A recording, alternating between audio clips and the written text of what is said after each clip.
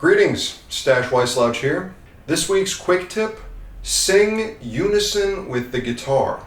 A few of the next quick tip videos will have to do with ear training. If I were to state the basic ingredient or method to getting better at ear training is sing what you hear. You hear a fiddle tune you like, learn to sing it accurately.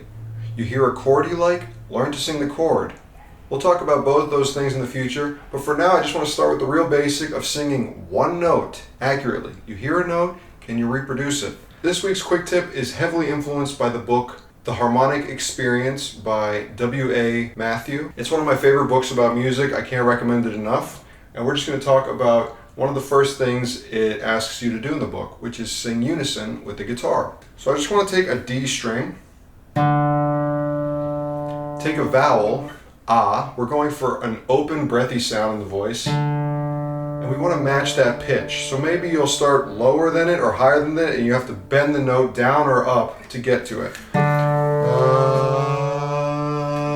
There I found the unison. I have a nice open, breathy thing going on in my voice.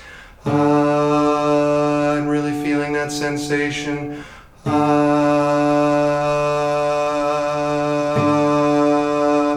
For a female voice, I'd suggest maybe the open G. I'd say that in itself would be a good quick tip. It's something I still do all the time. The only way I would change it is maybe do a different note.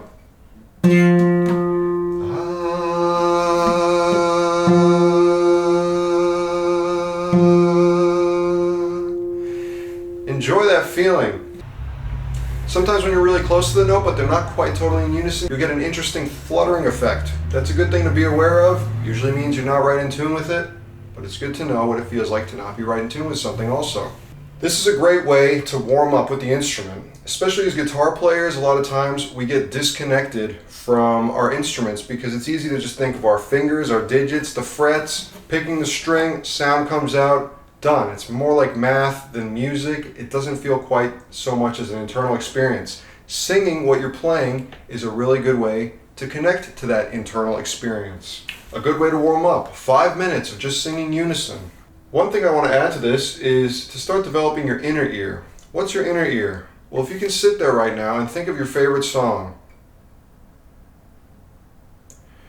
you can hear it in your head without actually it occurring around you. That's your inner ear. That's something that you can develop. So, here's a stepwise process using what we just did to develop your inner ear. You play the note. You match it.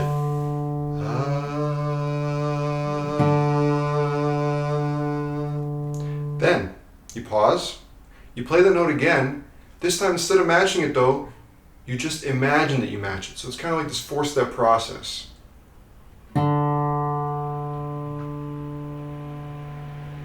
I could hear it in my head. It's nice to do this in a quiet room. You don't want other music, other things interfering, cell phones, text messages, whatever.